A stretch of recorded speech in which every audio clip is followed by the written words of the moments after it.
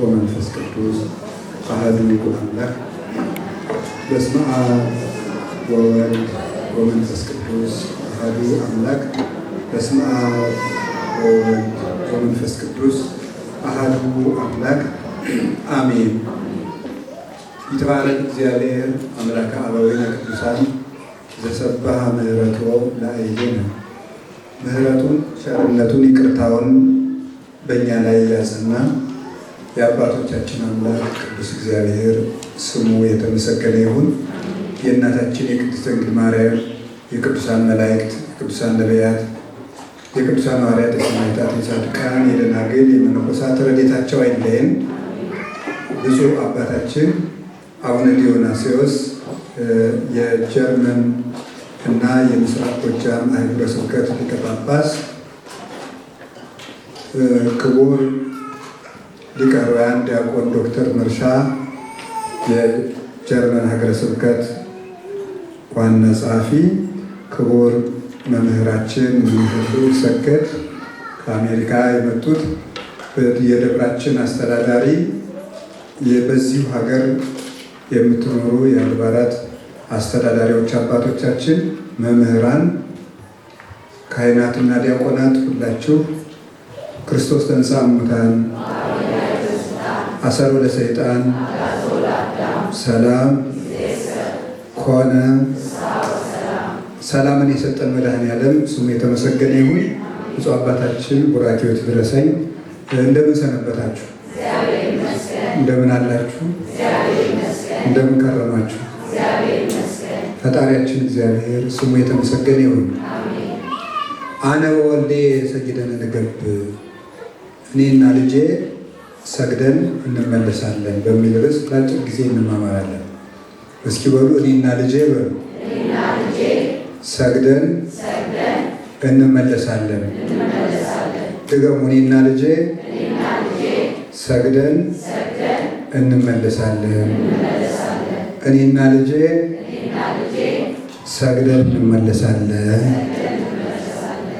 ኦሪት ዘፍጥረት ምዕራፍ 22 ቁጥር 5 ላይ ቅዱስ አብርሃም የተናገረው ኃይለ ቃል ነው። ኦሪት ዘፍጥረት ምዕራፍ 22 ቁጥር 5 ላይ አባታችን አብርሃም የተናገረው የጻፈልን ሙሴ ነው።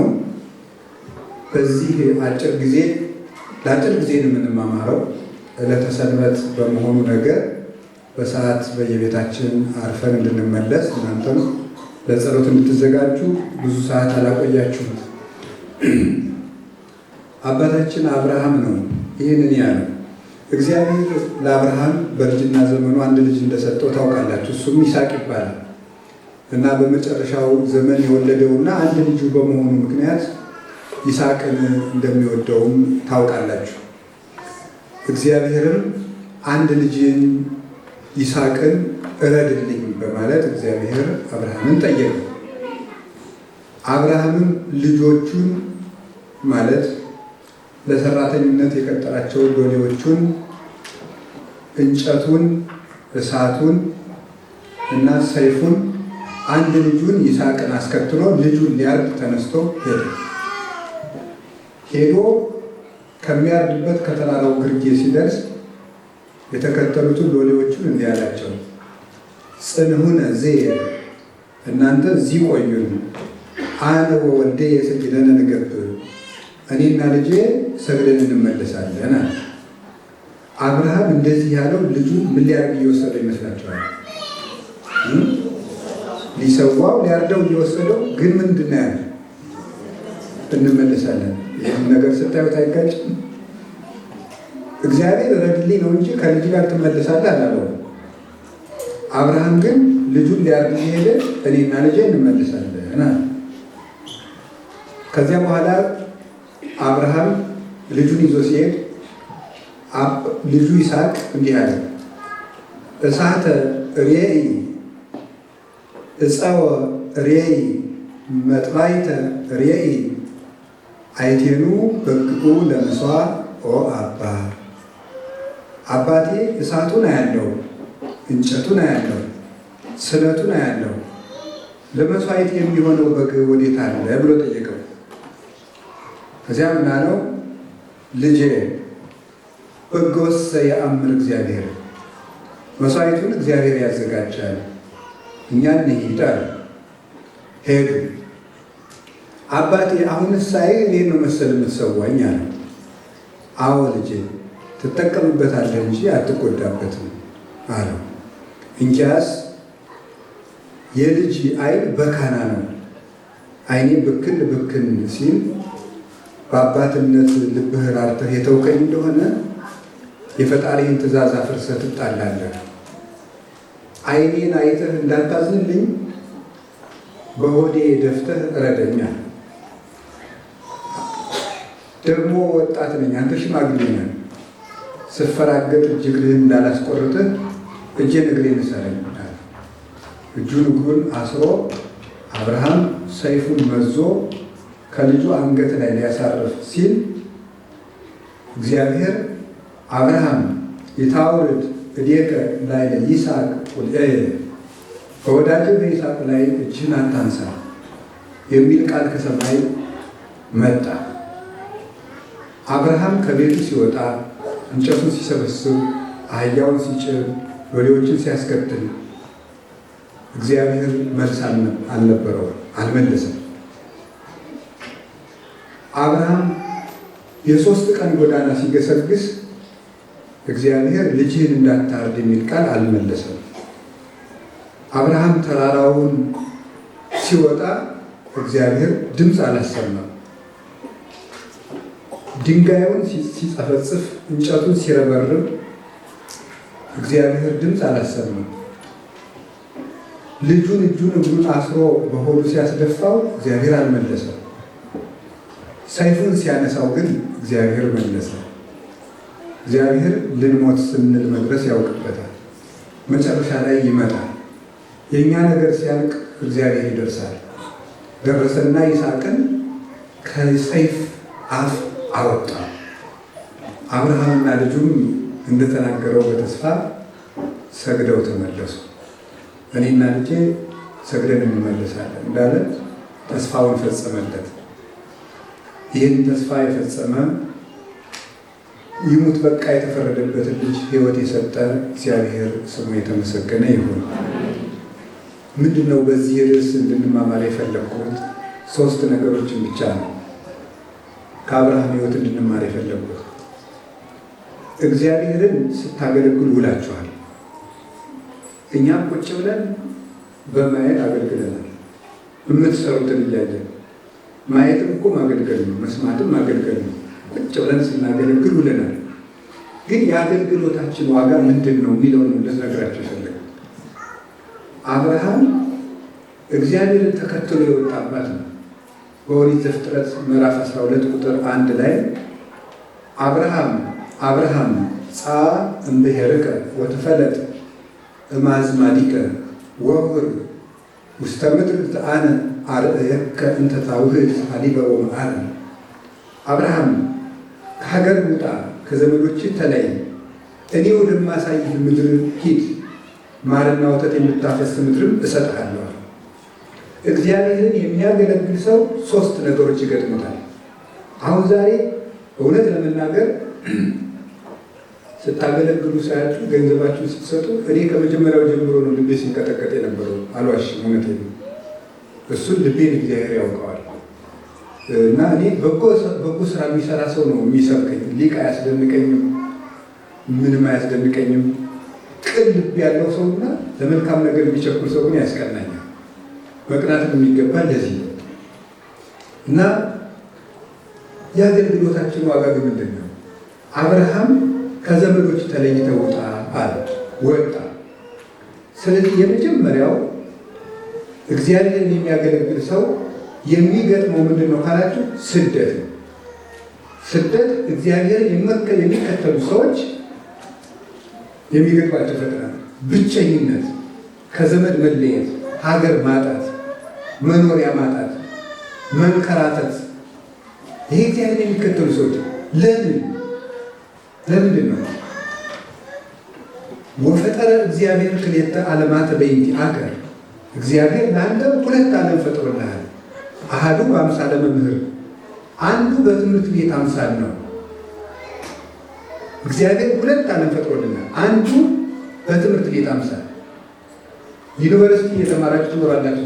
ዩኒቨርሲቲ ስትማሩ እየተመቻችሁ ነው የተማራችሁት። የዚህ ሀገር ዩኒቨርሲቲ አለ፣ የኛ ሀገር ግን ወጡ አይመችም ይባላል። አይደል? ይመቻል።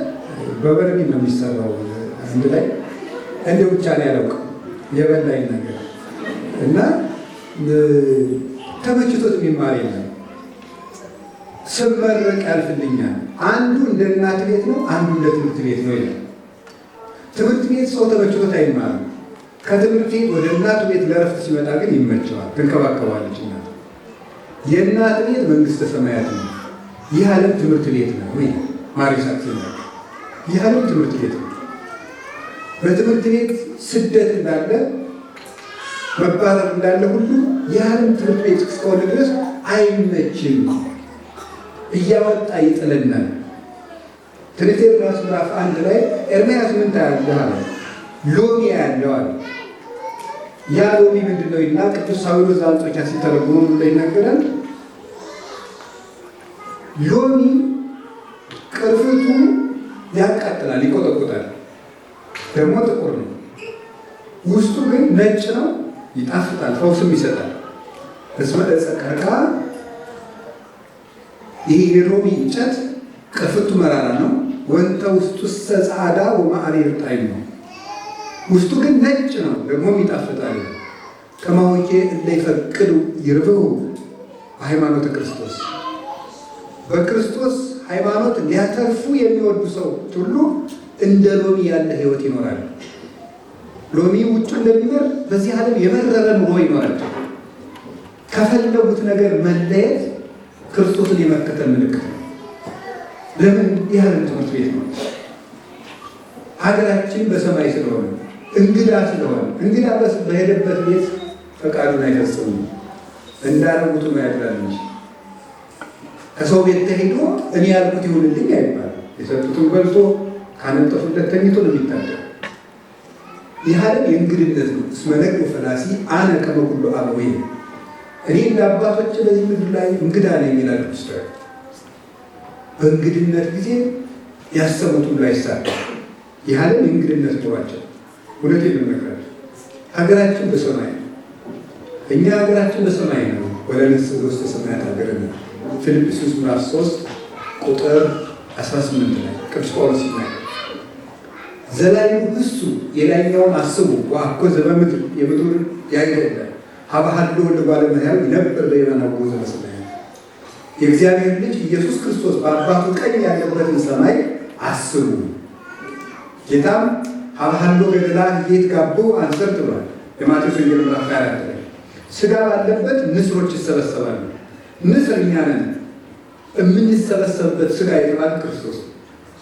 የእኛ ልብ መሰብሰብ ያለበት ጌታ ወዳለበት ነው። ቅዱስ ዮሐንስ አፈወርቅ ይላል፣ እናንተ ሞኞች እዚህ ዓለም ላይ ይሄ ቤት ይሄ ሀገር ዘንድሮ እሳት ይበላዋል ብትባሉ፣ ያኛው ሀገር ደግሞ እሳት አይበላው ብትባሉ ቤት መስራት የምትወዱት በየትኛው ነው ይላል። በውኑ እሳት በማይበላው ሀገር አይደለምን? ያ በሚጠፋ ዓለም ቤት እየሰራችሁ ትደግማላችሁ። ለማይጠፋው ዓለም ድከሙ። የእግዚአብሔር ሰዎች የማያልቅ ሀገር አለ። አይዟችሁ። በሽታ እንደሆነ ወይ ታክመው ወይ ሙተው ያርፉታል። ሀብትም እንደሆነ ወይ ሰርተው ወይ ሙተው ይገላገሉታል። ክፉ ሰውንም ወይ ታርቀው ወይ ሸሽተው ወይ ሙተው ይገላገሉታል። የማንገላገለው ሰዓት ገሃነም አለ። የማይወጡበት ደስታ መንግስተ ሰማያት።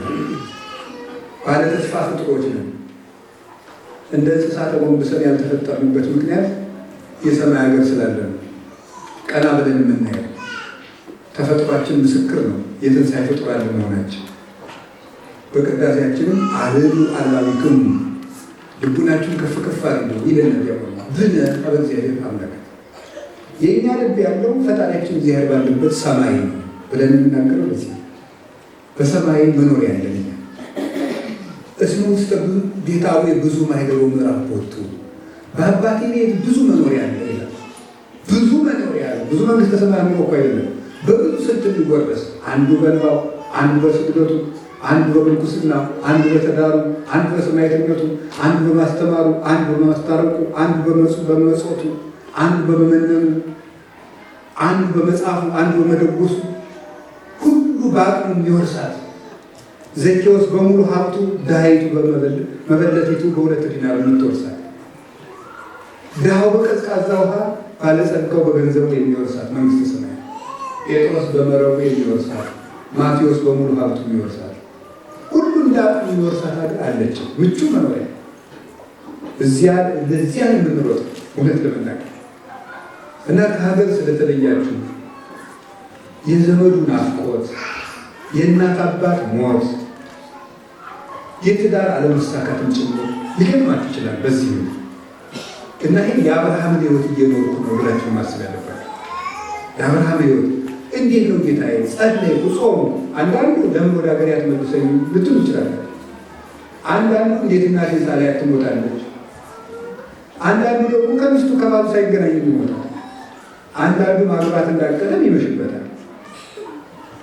ይሁን እንግዶች አይደለንም እንዴ? በዚህ ምድር ላይ መንገደኞች እኮ ነው። መንገደኛ ከቤቱ ካልደረሰ ምን ረፍት አለው? የእኛም መንገደኞች ነን። የምንደርሰው መንግስተ ሰማያት ስንደርሰው እና ደስተኞች መሆን አለብን። ጉዞ ላይ ነን ወገኖች። ያንን ነው የምንማረው። ሁለተኛው የምንጠየቀው ጥያቄ ምን ይመስላችኋል?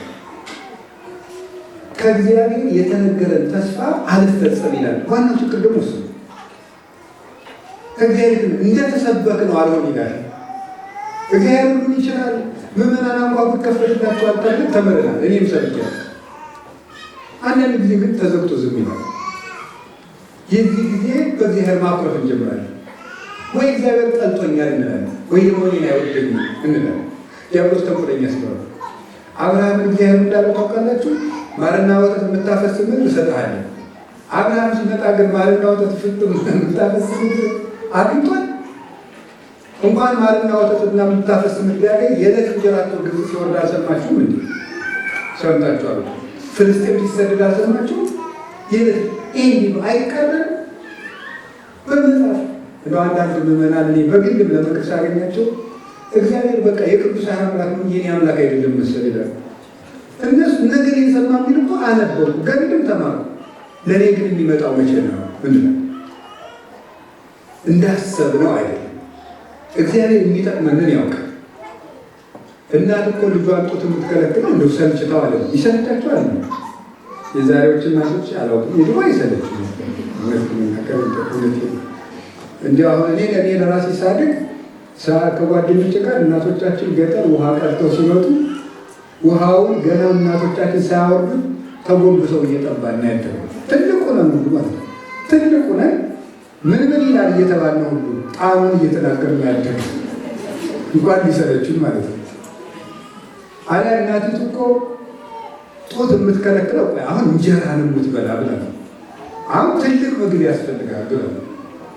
ሌላ ምግብ ስትሰጠው ስትፈልግ ልጅ አድገሃል፣ ትልቅ ነህ፣ ያንተ ወተት አለብህ፣ አንተ እንግዲህ አጥንትን ትቆረጥም አድገልኛ ልጅ እኮ ነው ስትለው ጡቷን መራራ ትቀባበታለች። እንዲተወ እግዚአብሔር አንድ ነገር ላይሰጠን አንድ ነገር አያሳጣን።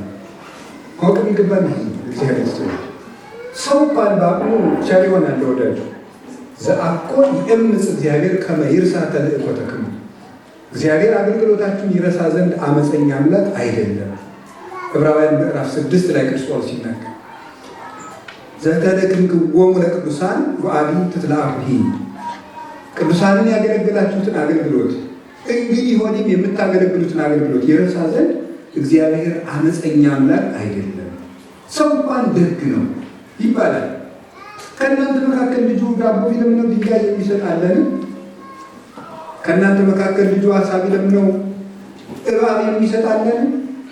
እናንተ ክፉዎች እናንተ ስትሆኑ ለልጆቻችሁ በጎ ማድረግ የምታውቁ ከሆነ እናንተ እምነት የጎደላችሁ የሰማይ አባታችሁን እንዴት አብዝቶ በጎ ያደርግላችሁ ብሎ ስንጸልይ እግዚአብሔር ምንድን ነው ያለው? ምን በሉ ነው ያለው? እናንተ ስትጸልዩ ምን ብላችሁ ጸልዩ ነው ያለው? አባታችን ለምን ይመስላችኋል? አባታችን ሆይ በሉኝ። ስንጸልይ ምኑ ትዝ እንደሚለን እንዲለን ይመስላችኋል? አባታችን እንደሆነ እንድናስብ። ለልጁ የማያስብ አባት አለ? እግዚአብሔር ጌታ ብቻ አይደለም፣ አባት አባት ስለሆነ አስብላችኋለሁ ማለት ነው። እግዚአብሔር አባታችን እንደሆነ እርግጠኛ ከምንሆንበት ጊዜ በላይ ደስ የሚል ጊዜ የለም። እግዚአብሔር አባታችን ነው፣ ቅርብ ሩቅም አይደለም፣ ከእኛ ጋር የሚኖረው እና አንዳንድ ጊዜ ገድለ ተክለ ሃይማኖት ያነበበ እንዲህ ያገኛል፣ የቅድስት አርሴማ ሱባዔ የገባ እንዲህ ያገኛል፣ ዮሐንስ ወንጌል የደገመ እንዲህ ያገኛል፣ ዳዊት የደገመ እንዲህ ያገኛል ተብሎ እንሰበክና ግን ምንም ጠብ ያለ ነገር የለም።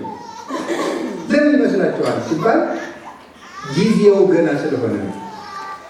እግዚአብሔር እኛ ባሰብነው መንገድ ስለማይሰራ እሱ በወደደው እንጂ አብርሃም ማርና ወተት የምታፈስ ምድር አልተሰጠውም። የተሰጠው ከ400 ዘመን በኋላ በልጆቹ ነው። በልጆቹ ነው ያገኘው፣ በራሱ አላገኘም። ስለዚህ ተስፋን እንደጠበቅነው አለማግኘት ከእግዚአብሔር ጋር ሊያጣላን ይችላል እንጂ ሁላችን ከታገስን ግን በረከቱን አናጣው፣ መልሱን እናገኘዋለን። የምትፈልጉትን ነገር ለማሳካት ብላችሁ ክርስቲያናችሁ እውነቴን ነው የምነግራችሁ። እግዚአብሔር ያሰበልኝን ኑሮ እኖራለሁ ብላችሁ እስራት ካሰበላችሁ ተቀበሉት። ማጣት ካሰበላችሁ ተቀበሉት። መነቀፍ ካሰበላችሁ ይሁን። በእግዚአብሔር መነቀፍ ውስጥ የማይቆጠር እጥፍ ድርብ ምስጋና ነው። ያንን ማሰብ ማርና ወተት የምታፈሰው ምድር ለማግኘት ሁልጊዜ የቤተ ክርስቲያኖች በተለይ የኢትዮጵያ ኦርቶዶክስ ተዋሕዶ ቤተክርስቲያን ምዕመናን በጎ ለማድረግ የማትታክቱ ናቸው። እውነት ነው። ግን ያን በጎ የማድረጋችሁን ዋጋ የታል ጌታ የሰጣችሁ ይላችኋል። ሰው ጌታ ሆይ እንዲህ አድርጌ ለምንድን ነው እኔን ህመም የጣልክብኝ? ለምን ልጄን በሽተኛ አደረግ? ለምን እንዲሆነብኝ? የሚል ይፈትናቸዋል። የተስፋውን ምድር ወዲያው ማግኘትና መውረስ አትፈልጉ። አንዱ እሱ ነው። ሁለተኛው እግዚአብሔርን ስንከተል እግዚአብሔር ምን ይጠይቀናል መሰላችሁ? የምንወደውን ነገር ያሳጣናል። የሚያስደንቀው እሱ አምጡ ይላል። የምንወደውን ነገር እግዚአብሔር አብርሃም ከይስሐቅ በላይ የሚወደው ነገር የለም። ልጅህን ምን አለዋል? ሰዋል። የምንወደውን ነገር ያሳጣናል። የምትወዷትን እናት ልጥቅ ያደርጋችኋል ሳታስቡ። የምትንሰፈሰፉለት አባታችሁ ድንገት ጥሏችሁ ለምን ይላል? በጣም የምትወዷት ሚስታችሁ ድንገት ይሄዳል። እጅግ የምትወዱት ባል ይሄዳል። እንደ አንድ አይን የምታዩት ልጃችሁ ድንገት በችግር ይያዛል፣ ይታመማል፣ ሽባ ሆኖ ቤት ይውላል፣ አይኑ ይታወራል፣ ጆሮ ይደነቁራል። እጁም እግሩም አይኑም ጆሮውም አንድ ላይ ሊጠፋ ይችላል፣ ሊሞትም ይችላል። የምትወደውን ልጅ ስጠኝ። በጣም የምንወደውን ነገር ለእግዚአብሔር ብለን ማጣት አንዱ አገልግሎት። ግን የምትይዙ ነገር የምንወደውን ነገር ትርፍ ነገር ለእግዚአብሔር አይሰጥም ነው። እንኳን ለእግዚአብሔር ለወዳጅ እንኳን ትርፍ እንጀራ አይሰጥም። ሲያተርፍማ ጅብም ያበላል የሚል ሀገራችን ገበል ሲተርፈውማ ጅብም ያበላል ይላል። ተረቱን ከዛ ቦት የታባቱ ተረት ሲተርፈው ጅብ ይሰጣል ይላል። ይተርፍ ነገር አይሰጥም፣ ዋና ነገር ነው የሚሰጠው። እና ይስሐቅን ስጠኝ ሰዋልኝ ማለት ልጆቼ የምትወዱትን ነገር ለእኔ ብላችሁ ስጡኝ፣ ወይም የምትወዱትን ኃጢአት ለእኔ ብላችሁ ተውልኝ ነው። አሁን እግዚአብሔር የኔ ጸልዩ የሚል ለምን ይመስላችኋል? እንዲያው አለቅነቱን ለማሳወቅ ይመስላችኋል? የታባኔ ሌሊትን ፈጥሬ ሲያበቃ ካልጸለይኩ ወዮልኝ ብሎ አይደለም። እግዚአብሔር ክፉ ንጉሥ ይህ እንደ ባለስልጣን አይነት አይደለም። እግዚአብሔር ምንድን ነው ስትሉኝ እንቅልፍ በጣም እንወዳለን እና ስለምንወድ የምትወዷትን እንቅልፍ እስቲ ለእኔ ተወል ፍቅራችሁን ግለጡ። እሷ ነው የፈለጋት ፍቅር እንድንገልጥ ነው እንጂ እግዚአብሔር ወይ እንቅልፍ ሳጣ ደስ ይላል ብለን አለ እግዚአብሔር በእኔ ስጋ ደስ ይላል አይደለም ማለት የለም። ፍቅራችን በምን ይገለጥ አይመስላችሁም? ይሄ ነው ሀሳቡ። እግዚአብሔር ፍቅር ይሄ ነው። የምትወዱትን ነገር ስጡኝ ነው የሚለው እግዚአብሔር። ከምትወዷት ኃጢአት የምትወድ ከሆነ እሷን ተዋት። ለምን እግዚአብሔር መተው ያቃተ ልማድ ካለ እግዚአብሔር ይሻለኛል ይሄ ነገር ብለተው እግዚአብሔርን መምረጥ ነው ሃይማኖት ማለት። ከምንወደው ነገር ይልቅ እግዚአብሔር መምረጥ። አንዳንድ ሰው ስድብ የሚወድ ሰው አለ። ደስ ነው እሱ እንዲሁ ሌላ ቢያጣ ከረንት ይሳለ አለፈታው ያለውን እንዲሁ ይሄ ስኳር ሊሆን ይችላል ይቋጠርበት እንጂ አለፈታ አፍቀር ያለው አባብሎ እዚያም በቃ እንደው በስድብ የሚወጣል። ወንበሩ ሲሳደብ፣ የኮምፒውተሩ ፓስወርድ ሲጠፋው ሲሳደብ፣ ስልኩን ሲሳደብ ይውል ሰው አለ። በጣም እንደው እንደዚያ ማለት ትዕግስት እኔ እኮ አንዳንድ ሰው እንደው ታዛቢ አይደለሁም፣ ግን እንደው ብቻ ሲመስለኝ አሁን ብዙ ሰው በቃ አቀማመጡ ሁሉ ነው የትዕግስቱን መለከት እቃውን ጣል ሲያደርግ ወፈፌ መሆኑ ነው የሚታየው። እነዚህ ለምታደርጋቸው ማለት ነው። ይህ ማንኛውንም ቢሆን ንዝብ ጣል አይደረግ ቀሳ በሚ ወንበር ሲቀመጥ ግግግግግግ እያደረገ የሚቀመጥ ሰው አይታችሁ ታውቃላችሁ? መሬት ለመሬት እያንጋጋ ቤቱ መከራ ልቅሶ ቤት እስኪመስል ድረስ ማለት ነው። እና ወንበር እንደዚህ ተደርጎ ቁጭ ነው የሚባለው። ክርስትና መረጋጋት ስለሆነ ነው። ፌስታል አልከፈተው ሲል ቅድም የሚያደርገው ችኩል ማለት ይህ ማንነታችን እኮ የሚያሳየውላችሁ በውስጥ ያለው ማንነታችን ይገለጥበታል ወዲያው ከመቸኮላችን የተነሳ እና ክርስትና ስክነት ነው። ውሉደ ሰላም አይደለም? የሰላም የክርስቶስ ልጆች፣ የመረጋጋት ልጆች። ለመናፍቃን ህድአት የላቸው ይላል መጽሐፍ። መረጋጋት ስክነት የላቸው መባከል በስሜት ነው የሚያስቡ። ክርስትና ግን ስክን ማለት ነው። ያንንም ይነገር የምትወዱትን ነገር ስጡኝ። ከቃሉ ጋር ናችሁ። እግዚአብሔር ከሁላችን ጋር ይሁን። ስለዚህ ይስሐቅ በጣም የሚወደድ ነው ማለት ይስሐቅ የአብርሃም አንድ ልጅ ነው። አንድ ነገር አለ። እኛም እሱ ምን ብለው ታውቃላችሁ? ይህ የአብርሃም በሙሉ መጨረሻው ሌላ ልጅ ቢኖረው ዋና ልጅ ይስሐቅ ነው። ዋና ልጅ የተባለው ልብ ነው። ይስሐቅን ረድልኝ ማለት ልባችሁን ስጡኝ ማለት ልባችሁን አስቡ። በኩር ነው እሱ። እስራኤል በኩር ለኔ ለይልኝ ብሎ ነበር እግዚአብሔር። በኩር የተባለ ልብ ነው። ርዕሰ ሕዋሳታችሁን ስጡኝ ማለት ነበር። የምንወደውን ነገር መስጠት። አሁን ለምሳሌ ቅድም ስጦታ ሰጣችሁ አይደል? ገንዘብ ሰጣችሁ። እውነት ለመናገር እንደው ዘመደ ብዙ ሰው ጦም ይላል ይባላል። ለምን እነገሌ ቤት በልቷል እየተባለ ብዙ ዘመድ ያለው ሰው ጦም ነው የሚለው እና ውጭ ሀገር የሚኖር ሰው ዘመደ ብዙ ነው የሚመስለኝ። ፖለቲከኛው አምጡ ይላችኋል፣ ቤተክርስቲያን አምጡ ትላችኋለች፣ ዘመድ አምጡ ይላችኋል። እንዲሁ መከራ ነው። በቃ ታሳዝኑኛላችሁ። እውነት ከልቤ ነው። ማምላክ ከልቤ በጣም ነው የምታሳዝኑኝ እኔ ማለት ነው። አንዳንድ ጊዜም ታበሽቁኛላችሁ። ለምን መሰላችሁ? ከውጭ ሀገር የመጣ ሰው ለምሳሌ ገዳም ይመጣና አንዳንዱ ሰው ጥያቄ ለመጠየቅ እኔም ጋር ይመጣና አባሉ ያ ልጆች አይ ስራ ላይ ናቸው ከተባለ ከአሜሪካን የመጣው በላቸው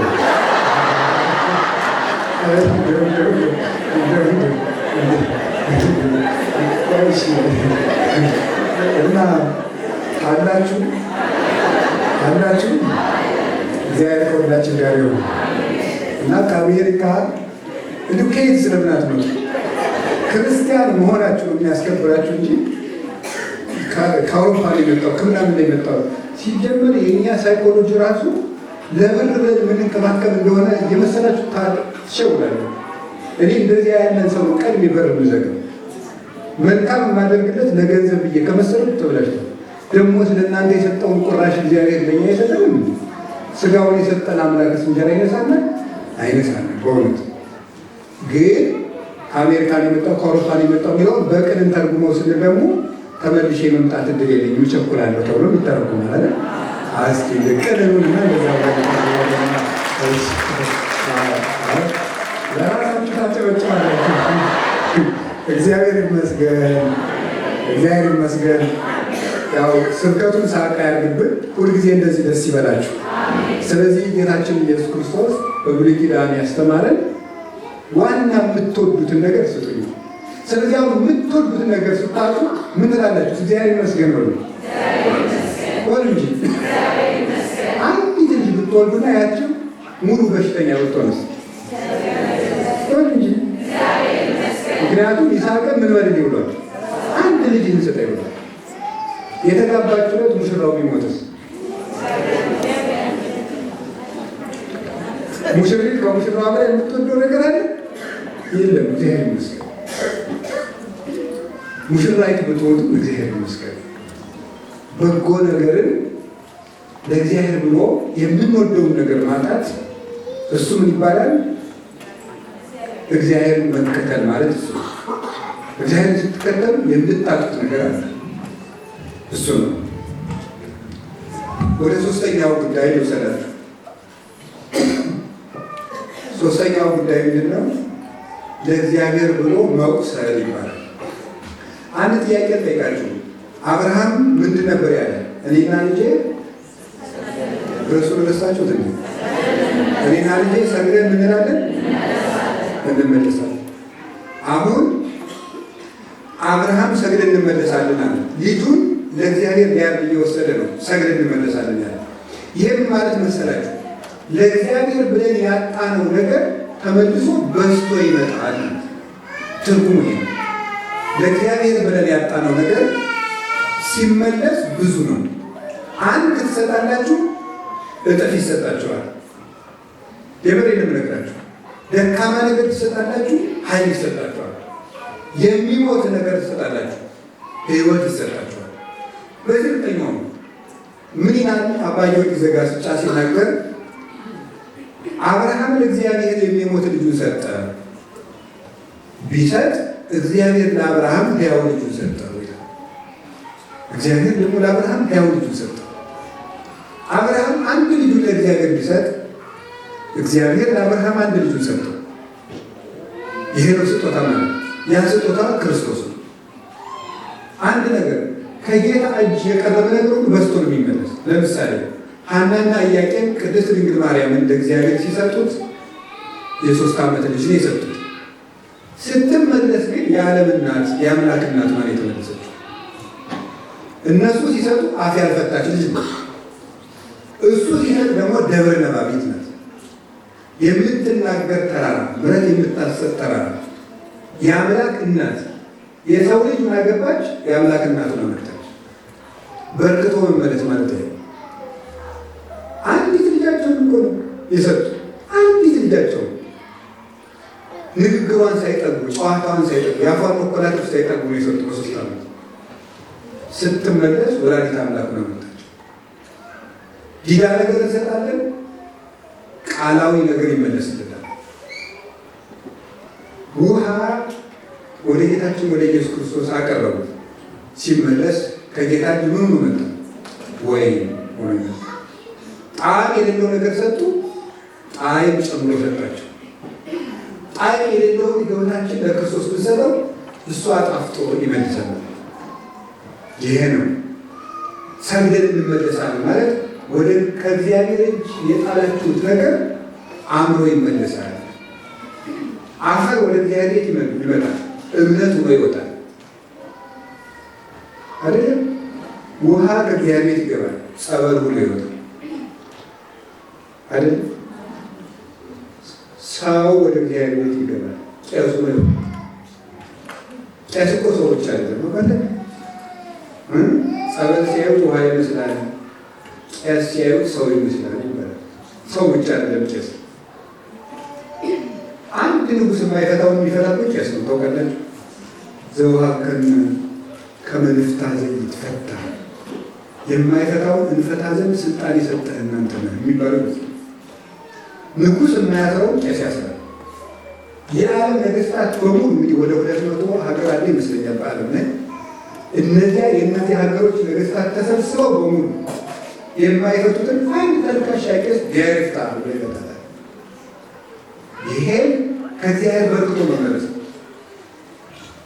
አህያ ጠባቂው ጴጥሮስ ከክርስቶስ ቤት ሲገባ ሰው ጠባቂ ሆኖ ወጣ አይደለም? ጴጥሮስ ወይ በጎችን ጠብቅ፣ ግልገሎችን ጠብቅ። አሳ መረብ ይጎትት የነበረውን ወንጌል የሚስብ እረኛ ሆኖ ወጣ። ድሆች ገብተው ባለጸጋ ሆኖ ይወጣ። ወንበዴው ከክርስቶስ ቤት ይገባል። የገነት ፊት አውራሪ ሆኖ ነው ይወጣ። የመንግስተ ሰማያት ቀዳሚ ሆኖ ይገባል። ዘማዊቷ ከክርስቶስ ቤት ገባች። የትንሣኤው ምስክር ሆና ቀድማ የሮጠችው እሷ ነው። ከክርስቶስ ቤት የገባውን በርክቶ ይመለሳል። ዘማዊው ግን ቀማኛው፣ ወንበዴው መጽዋቹን ይወጣል። ስደተኛው የኃጢአት ስደተኛ የነበረው የመንግስተ ሰማያት ቀዳሚ ባለርስት ይሆናል። ኢይበል ፈላሲ ዘገባ ሀበ እግዚአብሔር ይፈልጠኒኑ እምሕዝቡ። ቅዳሴ ለሚባለው ለዚህ ከኃጢአት ከጣዖት ተሰዶ ወደ እግዚአብሔር ቤት የገባ ሰው ቢኖር እግዚአብሔር በኃጢአት ምክንያት ከወገኖቹ ይለየኛውን አይለየኝም። በመጀመሪያ ስታስቀድሱ ይገርባቸዋል። እኔ ቅዳሴ ላይ በጣም የምወደው ቃል ቅዳሴ ላይ የማይወደድ ነገር ኢይበል ፈላሲ ዘገባ ሀበ እግዚአብሔር ይፈልጠኒኑ እምሕዝቡ ሁሉ ዘገብራ ለጽድቅ ጻድቅ ውእቱ ወዘያከብር ሰንበተ ብሎ ኢይበል ፈላሲ ዘገባ ይላል። ሀበ ወደ እግዚአብሔር ቤት ከኃጢአት ተሰዶ የመጣ ሰው እንደው እግዚአብሔር ከዚህ ቅዳሴ አውጥቶ ይጥለኝ ነው አይበልም። በጣም ነው ደስ የሚለው። መጀመሪያ ቅዳሴ ይሄን ነው ነው እግዚአብሔር ቢላስቀድስ ያደረገ። ማንም ስደተኛ የለም እዚህ ውስጥ፣ ማንም ባለርስት ነው። በመድኃኒዓለም በኢየሱስ ክርስቶስ መሰደድ ምክንያት ጉየተ ሕፃን አቡየ ወደ ሰይጣን ብሏል ቅዱስ ዳዊት። ኢየሱስ ስዱድ ተስፋውን ለስዱድ አለ ብሏል ለራሱ። ስደተኛው ክርስቶስ ኢየሱስ የስደተኞች ተስፋ ነው። በዚህ ምክንያት ሁላችሁም ስደተኞች አይደላችሁ። ስታስቀድሱ ከየትም ኑ በጌታችን በኢየሱስ ክርስቶስ ማዳን ግን ባለርስቶች ነው። እንግዲህ የመጨረሻው ስለዚህ እኔና ልጄ ሰግደን እስኪበሉ እንመለሳለን። ፍቹን አልኳችሁ። ለእግዚአብሔር ብለን ያጣነው ነገር ምን ብሎ ይመለሳል? በርክቶ ይመለሳል። አበርክቶ ይመልስላችሁ። መድኃኒዓለም ልጁን ለሞት ዞሬለ ህባው ሁሉ ከተመለሰለት ሙት ነገር የጣላችሁ ታሁን ጋር የሰጣችሁ ሳል ሁሉ ግን ህይወት ይዞላችሁ ይመለሳል። ማመልከት ህይወት ነው የሚገዛላችሁ። ብእሲ ጠቢብ በፍትሐ ምስት ይሳየጥ አለ መንግስተ እግዚአብሔር። ጠቢብ ሰው በቁራሽ እንጀራ መንግስተ ሰማያትን ያህል ሀገር ይገዛል ይላል። መንግስተ ሰማያትን ያህል ሀገር አሁን የሰጣችሁት ግን መቼስ በሆነ ጌጣጌጥ የሚያልቅ ነገር አይደለም ነው። ግን እግዚአብሔር ሰው ማጽደቅ ሲፈልግ እኔ ይገርመኝ። አንድ ጊዜ የገጠመኝ ነገር ንገራቸው። ዋልድባ የገዳሙን ሞፈር ቤት ውሃ ወስዶት ነበር እና ውሃ ወስዶት ሳለ አዲስ አበባ ሲለምኑ አባቶችን አገኘዋቸው።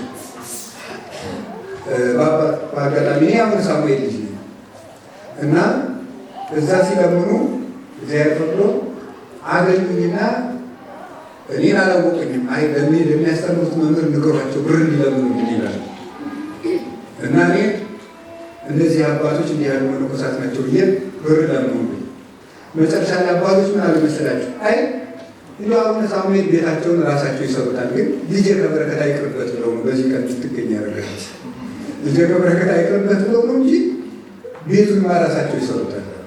እግዚአብሔር አይቀርማችሁ። ድንጋይን የፈጠረ ማን ነው? አቤት መሬትን የፈጠረ ማን ነው? አሁን ይሄ የሚገዛው ገዳም ያለበት ካቶሊኮች ያሉበትን ካቶሊኮችን ጠራሉ ናውጣ ባባሮ ናስራ ማለት ይችላል አይችልም? ሳንጋፋ ይችላል አይችልም? ሌላውን ሊሆን ዝም ብሎ ቤቱን ልቅቅል አድርጎ በነፋስ ጥሎ ሰዎቹን እዚህ አካባቢ ያሉትን አሜሪካ በነፋስ ውስጥ ቁጭ ቁጭ አድርጎ ሀገሩንም እንዲረሱት አድርጎ ምን እንዲሰሩ ማድረግ ይችላል አይችልም? ለምን ነው እናንተ ብር እንድታወጡ ያለው? እንዳትለዩበት ልጆቹ እማምላክ ቅልቤ ነው። ሰው ማጽደቅ ስለሚፈልግ ሰው ማዳን የሚፈልግ አምላክ ስለሆነ እውነቴን ብሎ አሁን አላያችሁ ማንሶኝ ምዕራፍ 4 ያችን ሴት ውሃ ስጭኝ ይችላል። ውሃ ይደምናል። እንዲያው ያው የህይወት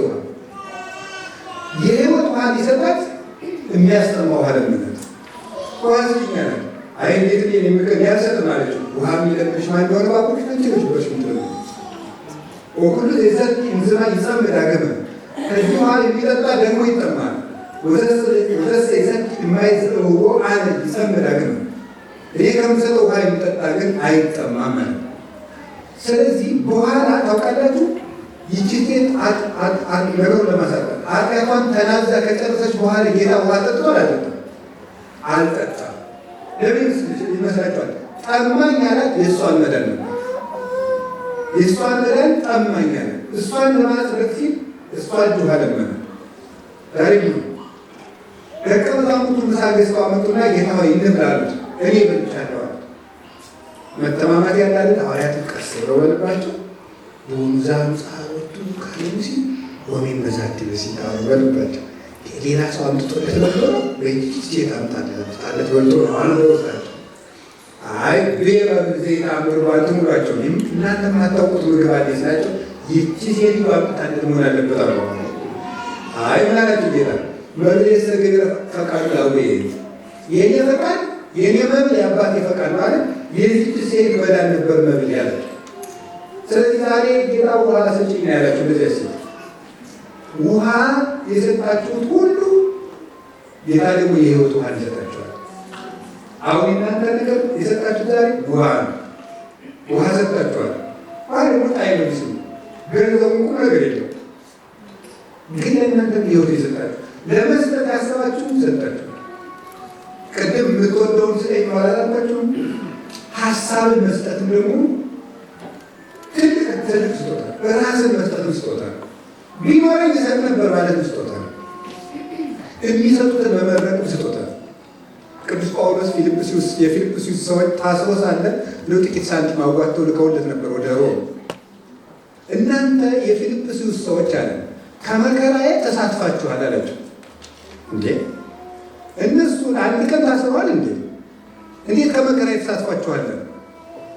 የታሰረውን በድቃቂ ሳንቲም ስለጠየቁ የታሰረውን የጳውሎስን አክሊል ተሳትፉ በዚህ ሳንቲማቸው እንጂ አልታሰሩም። አባቶቻችን ተገርፈው የመሰረቷት ቤተክርስቲያን በቤታችን ተኝተን ድቃቂ ሳንቲም በመስጠት እንሳተፋለን። ይህ ትልቅ ዕድል። በመጨረሻ እግዚአብሔር እኛን ምን ይጠይቀናል ስትሉኝ፣ ስለ ስሙ መሰደድ፣ ስለ ስሙ የሚወዱትን ማጣት፣ ሶስተኛው የመጨረሻ ስለ ስሙ መቁሰል። እስቲ መቁሰል በሉ ድገሙ እንጂ። አብርሃምን ሶስተኛ የምንጠይቀው ተገዘረልኝ። ይሄ በጣም ከባድ ጥያቄ። ተገዘረልኝ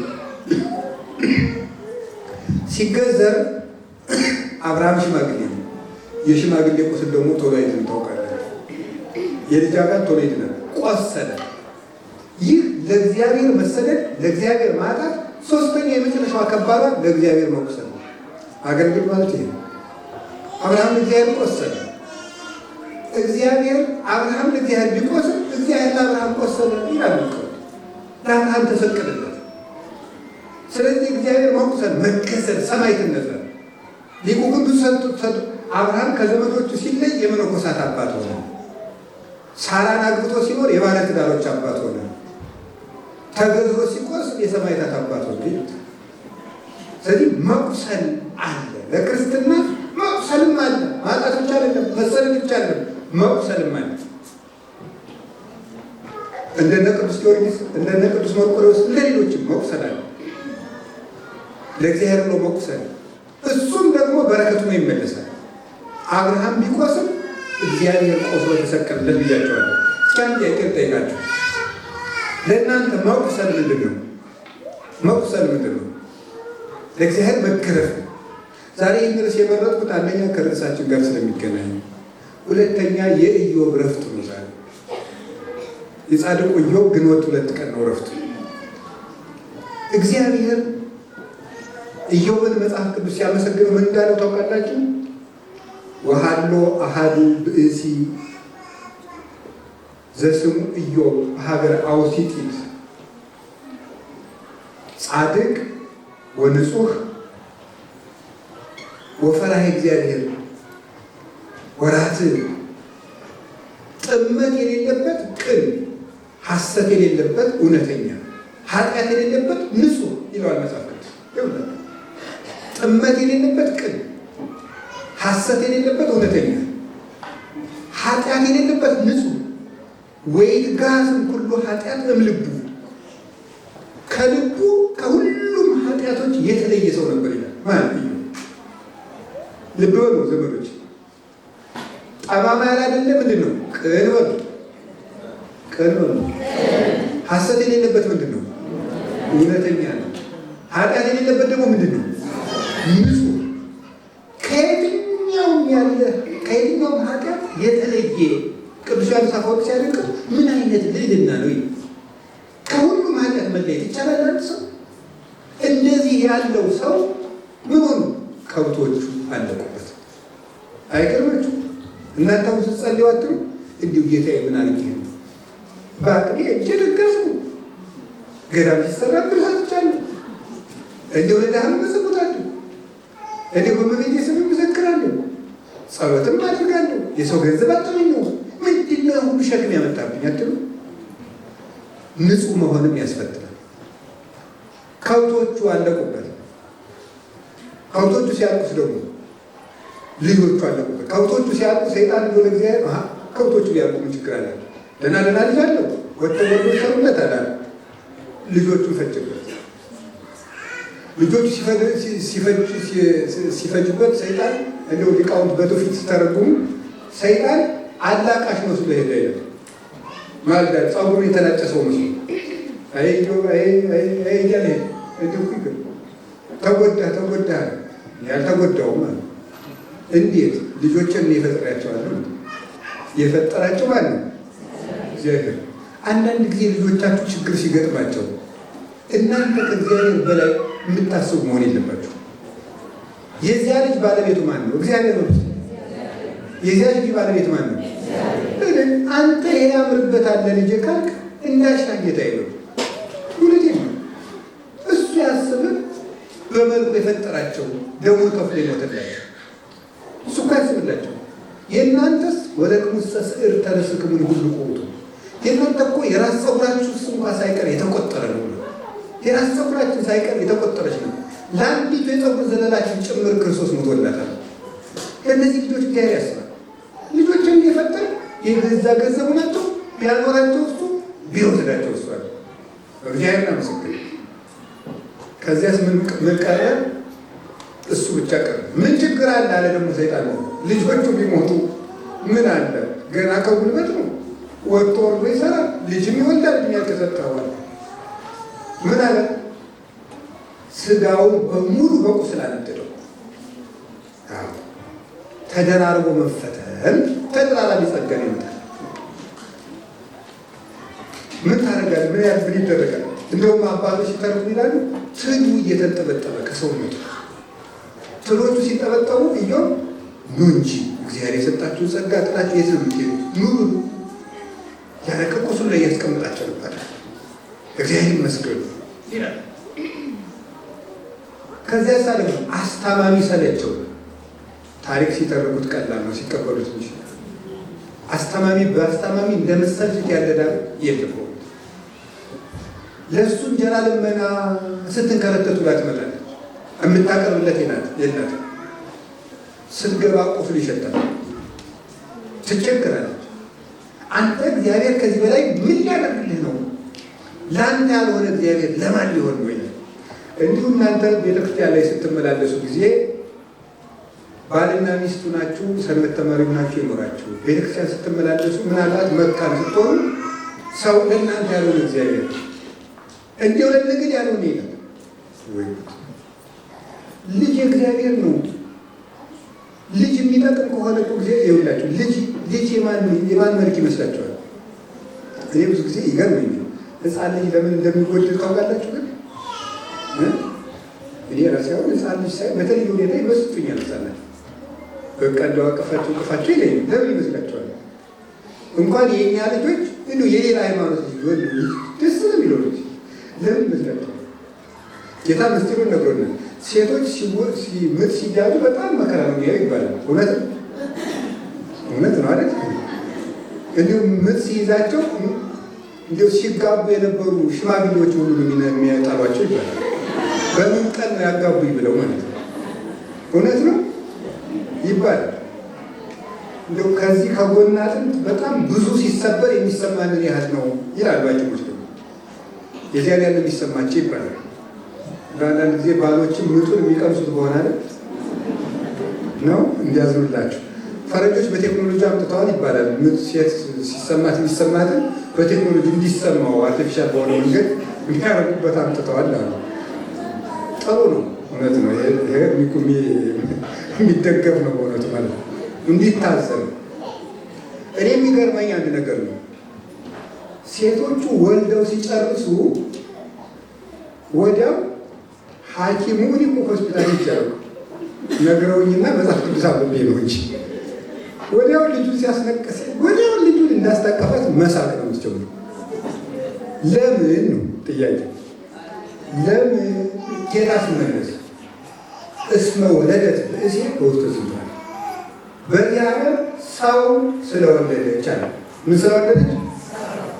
ጥሩ ሰው ደግሞ የማን መልክ ነው? ስለዚህ ሕፃኑን ስታይ ማንን ያየችው? እግዚአብሔር ስለምታይ ነው ደስ ይላል። ያሁን ባዝን ያስረሳል። ሕፃናት ለምን ደስ እንደሚሉ ታውቃላችሁ? እግዚአብሔርን የሚመስሉበት መልካቸው ገና ስላላደፈ በኃጢአት እነሱን ስናይ እግዚአብሔርን ስለሚያሳዩ ደስ የሚሉ እንደዚህ ማድረግ የሚናፍቀን እግዚአብሔር ነው የሚመስሉት። እነሱ እግዚአብሔርን ይመስላሉ እና ይሄ እግዚአብሔር የሚያስረሳ ፍጡር ማነው? ኃጢአት ምጥን የሚያስረሳ ፍጡር እኮ ነው ሰው። ሌሊቱ ሙሉ ምርክክ ስትሄድ የነበረችው ልጅ ያንን ገና እንደው ዓይኑና ጆሮ ያለች ልጅ ስታይ ደስ ይላል። ለምን? የእግዚአብሔር መልክ ነው። ታዲያ ለመልኩ እግዚአብሔር ይጨነቅለታል።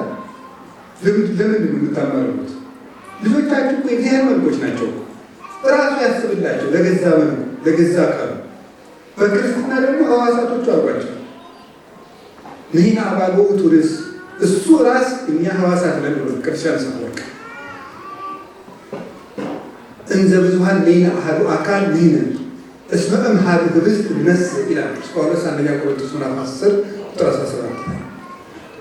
ስለዚህ ለእናንተ ያልሆነ እግዚአብሔር ልጅ ያልሰጣችሁ እንዲህ ያልመሰላችሁ ከአንቺም ወዲያ ከአንተም ወዲያ የሚል መካሪ ጥበት ያ የዲያብሎስ አፍ እንዳስቡ። እኔ ከማን እበልጣለሁ? አካሌስ የእሱ አይደለምን? ልጆቼስ የእሱ አይደለምን? ሀብቴስ የእሱ አይደለምን? እኔ ራሴ እግዚአብሔር አይደለሁም ብላችሁ መለስ ይገባል። ሰይጣን ማሳፍ እቤታችሁ ያለ አንድ አስታማሚ እስክታጡ ድረስ ሰይጣን ወዳጅ እንድታጡ በእናንተ ላይ ይዘምትባል። ለእግዚአብሔር በጎ ባደረጋችሁ ቁጥር ጎደሎ ወደ ቤታችሁ ይመጣል። ያንን ባደረጋችሁ ጊዜ ፈተናውን ካለፋችሁ በረከቱ የሚመጣ ከዚያ በኋላ የትዕግስታችሁ ውጤት። አሁን ቅድም መምህር ሰገድ በረት መርቋቸዋል። የዛሬ ሳምንት 5000 ዩሮ ቢጠፋችሁ እኔ አይምርቃት ልትሉ ነው ወደ አላየንም ርቃት የባስ እዚያ ከሰንጣው ወዲህ ነው እንደውም አንዳንድ ሰው ምን እንደሚታወቃላችሁ ድሮ ጥሩ እንቅልፍ ነበር ተኝቼ ማለት ነው። አሁን ጸሎት ከጀመርኩ ጊዜ ወዲህ ገና የተኛውን ሰይጣን ነካክቼ ነካክቼ ከገደሉ ሲጠላኝ ከዚያ ሲወረውረኝ የማይገባ ሰይጣን ተንኮለኛ እኮ ቀላል ፍጡር እንዳይመስላችሁ እሱ ፈታኝ ይሆናል። ስለዚህ በቀረብን ቁጥር ፈተናዎች ይበረታል። ልብ በሉ ጌታችን ኢየሱስ ክርስቶስን ከመጀመሪያው ልደቱ ቀን ከቤተልሔም ጀምራችሁ ብትከተሉት ዓመቱ በጨመረ ቁጥር መከራው እየጨመረ ነው። 2 ዓመት ሲሞላው የግብፅ ስደቱ ነው የሚመጣው። እንዲህ እያለ የሚያል ወደ 32ኛው ዓመት ስትቀርቡ ክሱ እየጨመረ ነው። 33ኛው ዓመት ላይ ስትደርሱ ድንጋይ እየተነሳበት ይመጣል። አስተምሮ ሲጨርስ ድንጋይ ያነሱበታል። ዮሐንስ 8 ተመልከቱ። 3ኛው ወር ስትመጡ እየታሰረ ይመጣል። ሌሊት ወደ ዓርብ እየነጋ ሲሄድ እየተገረፈ ይመጣል። ወደ 3 ሰዓት ስትቀርቡ ሞት ይፈረድበታል። 6 ሰዓት ስትቀርቡ ይቸነክሩታል። 9 ሰዓት ስትሄዱ ይሞታል። በዚያው ግን ትንሣኤው እየቀረበ ይመጣል። እሁድ ይነሳል። ክርስቶስን የሚከተል ሰው እንደዚህ ወደ እሱ ስትቀርቡ ስቅለቱ ይመጣል። ወደ ቤታችሁ መያዙ፣ መቸንከሩ፣ መገረፉ፣ መሰቃየቱ፣ ጎረቤት ያቆስላችኋል፣ አለቃችሁ፣ የስራ አለቃችሁ ያቆስላችኋል፣ ጓደኛ ያቆስላችኋል፣ ቤተሰባችሁ ያቆስላችኋል። ሚስትም ቁስል ትሆናለች፣ ባልም ቁስል ይሆናል። አቁሳዩ ይበዛል፣ የሚወጋ ሰው ይበዛል። ግን ትንሣኤ እንደሚቀርብ እርግጠኞች ነው። እጥፍ እንደሚሆን በረከታችን ይሁን። ሚስቱ ጠላችሁ፣ በጣም አደገኛ ነገር። እኔ እውነቴን የምንገራችሁ ትልቅ ምርቃት እግዚአብሔር በሰዎች አይጣላችሁ። የእውነቴ በሰዎች እንደ መውደቅ ያለ መከራ ሁልጊዜ ነው የምናገር። እንደው እግዚአብሔር በሰዎች ከጣለን አስቸጋሪ ፍጡር ነው። የገዛ ሚስቱ ስትሰለችው ምን ታደርግ? መጨረሻ ላይ ግን የሞቱን አድርጎ ሲጨርስ ምን አለ? እግዚአብሔር ወሰነ። አካልም የእግዚአብሔር ነው። አንቺ ሴት ቢያንስ አለ እግዚአብሔርን ስደበውና ሙታለች። ካድ የሚለው ይሄ ከጴንጤዎች ሴት እኮ ይጸልዋል የሚለው እግዚአብሔር ስደበውና ሙት። የኢዮብ ሚስት ምክር ዛሬ ለእናንተ ይመጣል። እስቲ ደግሞ ይሞክረው የሚለው ስደብና ሙት አለችው። አንቺ ሴት ከሰነፎች ሴቶች እንዳንዱ አለሽ አላት። ምን ማለት ነው ታውቃላችሁ? ከሰነፎች ሴቶች ማለት ሕግ ከሌላቸው ከአሕዛብ ሴቶች እንዳንዱ አለሽ ማለት ነው። ማለትም ሃይማኖት እንደሌላቸው ሴቶች ሆነሽ ትጻላለች። ሃይማኖት ያላቸው ሴቶች እኮ ተፈታኞች ናቸው፣ ለእምነታቸው የሚቆስሉ ናቸው። እንዴት እንደነሱ ትሆኛለሽ? ይህንን ትዕግስቱን ተናግሮ ሲጨርስ ወአስተርአዮ ወነበቦ እግዚአብሔር ለኢዮብ በውስተ ደመና፣ እግዚአብሔርም ለኢዮብ በደመና ሆኖ ተነጋገረው፣ ቁስሉን አነገፈለት፣ ፈወሰው፣ ሰውነቱን አደሰው፣ 170 ዓመታትን እንዲኖር አደረገው። ልጆቹን እጥፍ ሰጠው፣ ፍየሎቹን እጥፍ፣ ግመሎቹን እጥፍ፣ በጎቹን እጥፍ፣ ከብቶቹን እጥፍ አደረገ። ሰውነቱን ማደሰ፣ ባረከለት። ለእግዚአብሔር ብሎ የቆሰሉት ቁስል እጥፍ ሕይወት ያሰጣል ናቸዋል። ልጄ አብርሃም የሚሞት ልጅ ይዞ ሄደ፣ ሕያው ልጅ ይዞ መጣ። ኢዮብ የቆሰለ አካል ይዞ ኖረ፣ ሕያው አካል ታድሶ ተሰጠው። ሰግደን እንመለሳለን ማለት ለእግዚአብሔር ብለን የቆሰልነው ቁስል ብንቆስልም ፈውስ ነው። ወስብሐት ለእግዚአብሔር። ይቆያል።